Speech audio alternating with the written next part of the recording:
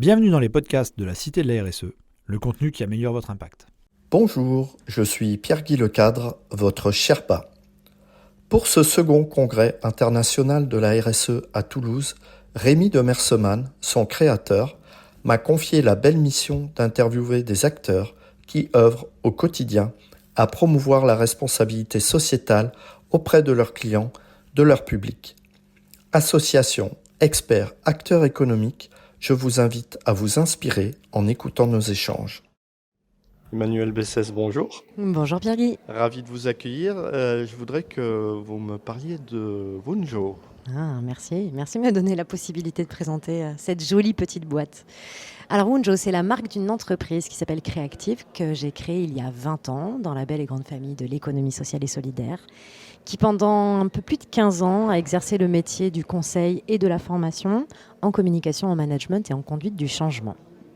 L'entreprise a évolué comme toute petite entreprise à mesure que les effectifs grandissaient, que les problématiques clients se présentaient. Et l'entreprise a vécu un virage pas tout à fait rigolo qui s'appelle le burn-out du dirigeant. Donc en 2015, je suis tombée. Voilà, à l'époque, le groupe Créactive, c'était 4 sociétés. Et à partir du moment où la dirigeante elle est plus là et que sa santé elle l'a perdue, toute l'entreprise a perdu sa propre santé. Donc on a vécu une belle descente aux enfers, voilà, qui a duré à peu près 1 an et demi, fermeture des entreprises les unes après les autres.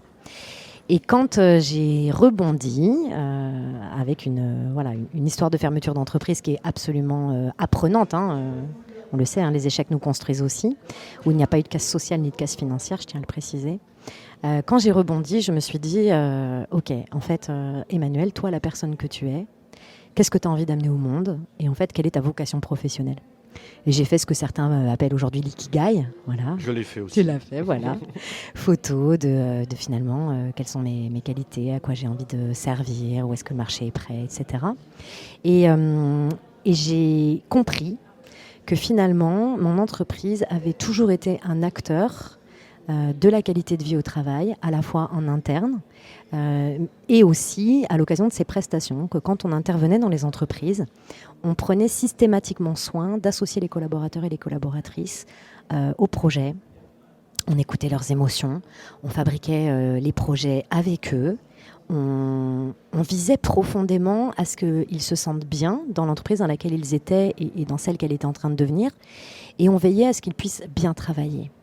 Et c'est vraiment cette vision-là de la QVT qui m'a animée en 2020 à créer cette marque qui s'appelle Wunjo, que je représente aujourd'hui, qui permet aux entreprises plutôt humanistes, qui ont un cœur, d'être des lieux où il fait bon vivre et bon travailler. Et pourquoi ce nom, Wunjo ? Alors, moi j'aime bien dire Wunjo, tu Wunjo. vois, voilà, vous mettez vos lèvres comme si vous alliez faire un bisou, Wunjo. C'est le nom d'une rune celte. Moi je suis d'origine bretonne. Comme moi. Ok, belle qualité. Bon, en tout cas, nombre de nos concitoyens français et françaises ont des origines celtes.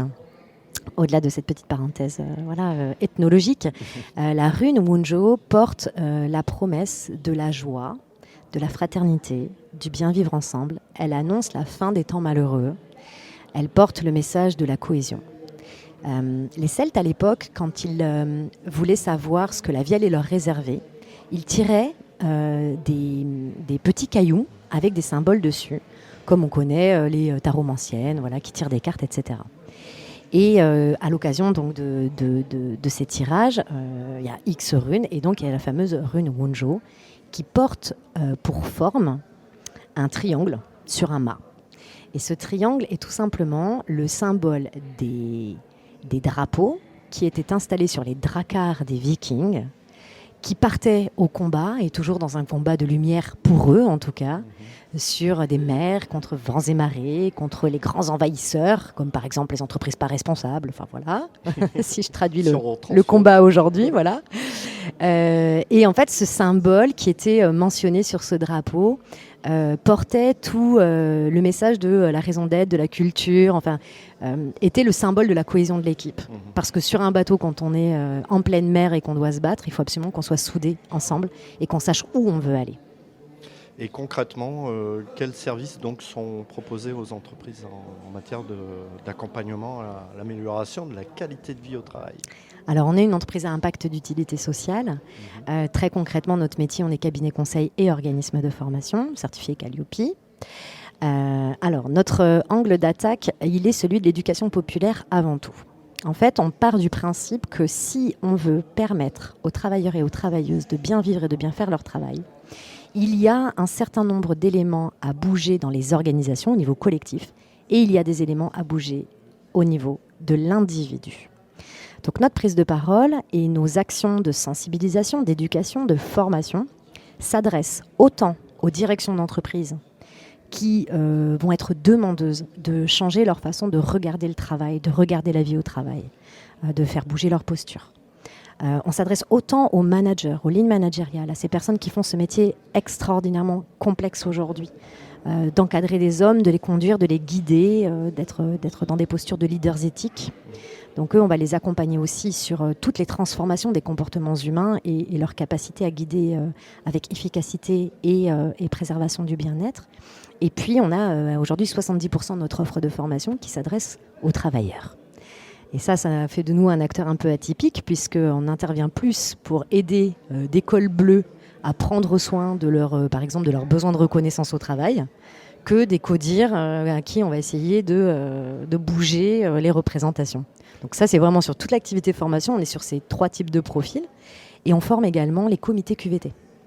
Les comités QVT, c'est ce que notre méthodologie, notre démarche QVT telle qu'elle est prescrite nationalement.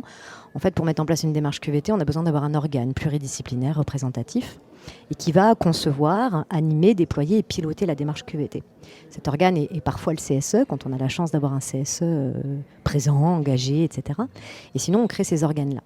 Et ces organes se retrouvent avec un pouvoir, dans le joli sens du terme, et souvent bien incompétents en psychologie du travail, en dialogue social, en politique qualité. Et donc, on va les accompagner pour structurer la démarche et la rendre efficace. Donc ça, c'est sur toute l'activité formation. Sur l'activité conseil, on a historiquement, dans notre genèse, réfléchi à ce qui fabriquait le sentiment de bien-être au travail. Et donc, on a engagé des travaux de R&D qui sont toujours en cours, qui se déroulent maintenant depuis un peu plus de 3 ans. On a associé des psychologues, des patrons, des DRH, des médecins, des assistantes sociales, des ergonomes, des travailleurs, des managers, à cette réflexion gigantesque sur qu'est-ce qui fait que je me sens bien, que je ne me sens pas bien au travail. On a fabriqué une cartographie où on se retrouve avec plus de 176 déterminants qui peuvent influencer ce que vous ressentez chaque jour au travail et parfois à chaque minute. Ce travail de recensement, on est parti dans un second temps sur une modélisation pour la rendre accessible et plutôt universelle, permettant à n'importe qui, un travailleur, une organisation, de pouvoir réaliser un diagnostic rapide, mais exhaustif, complet et sincère de ce qui se passe pour les travailleurs et pour l'organisation. Et donc ces travaux de R&D nous ont amenés, pas plus tard qu'en juin dernier, à créer une web application qui s'appelle MaQVT et qui permet en une 20aine de minutes de réaliser un autodiagnostic qui est absolument, c'est juste merveilleux ce qu'il permet de faire. Voilà. Et en une 20aine de minutes, vous avez une photo de comment vous allez au boulot et vous identifiez exactement ce qui va bien et qu'il faut préserver, ce qui va moins bien sur lequel il faudrait agir. Et donc en renforçant la conscience personnelle, on renforce aussi le pouvoir d'agir. Très bien. Et donc votre présence, la raison de votre présence au congrès de la RSE? Alors, j'animais justement un atelier hier là-dessus. En fait, les liens entre RSE et QVT sont extrêmement complexes. Aujourd'hui, si vous faites des recherches sur Internet, bon courage si vous trouvez une réponse qui est très claire. Donc, chez Wonjun, on a développé un point de vue par rapport à ça, qu'on partage, qu'on essaye d'essaimer, qu'on challenge avec grand bonheur, parce qu'il y a beaucoup de controverses. Aujourd'hui, ce qu'on voit, c'est que les consultants RSE œuvrent de leur côté, et puis les consultants QVT œuvrent du leur. Et donc, je crois que le regard, en fait, est posé exactement au même endroit, c'est-à-dire le respect de la vie, le respect du vivant, mais que par contre, d'un point de vue méthodologique, on ne s'est pas calé. La QVT fait partie de la RSE. Ça, pour nous, c'est extrêmement clair. C'est pas au-dessus, en dessous, ou je sais pas quoi. C'est à l'intérieur de la RSE. Et la norme, de toute façon, l'intègre. Alors la norme l'intègre, par contre, elle l'intègre comme elle peut, voilà. Avec, si on prend le référentiel de l'ISO 26000, on a l'un des principes fondateurs autour des relations et des conditions de travail. Donc on pourrait se dire basiquement, voilà, la QVT c'est là. Mais si on regarde un peu le pilier sur les droits de l'homme, on parle aussi de QVT. La gouvernance. La gouvernance, exactement. Il n'y a pas de qualité de vie au travail si on n'écoute pas les gens, si on ne leur donne pas le pouvoir d'agir et si le management n'est pas participatif. L'environnement. L'environnement, combien de personnes sont absolument incapables de continuer à être engagées dans leur entreprise si elle n'est absolument pas éco-respectueuse? Je sais pas, la loyauté des pratiques.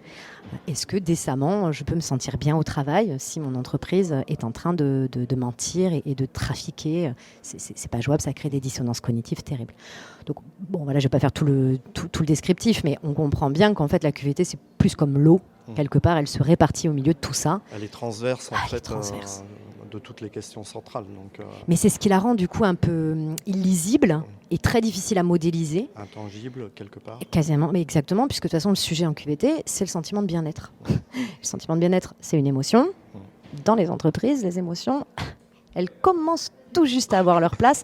Donc on n'est vraiment pas rendu, je crois qu'on est vraiment aux prémices de ce qu'on peut faire. Donc voilà la raison de ma présence, c'est amener peut-être alors de la clarté, ça serait prétentieux, mais en tout cas notre vision des liens RSE-QVT et pouvoir, il y a un côté un peu militant, c'est permettre à toutes les personnes là, avec lesquelles on a pu échanger à l'occasion de ce congrès, leur permettre de comprendre vraiment ce qu'est la QVT pour qu'on sorte d'une vision purement périphérique de démarche de confort. Parce qu'un panier de fruits bio, ça n'a jamais fait de mal à personne, mais ça ne résout pas les problèmes de motivation ou de critères de qualité de travail. Merci beaucoup Emmanuel. Bonne continuation sur ce congrès. Merci pour cette opportunité. À bientôt. À bientôt.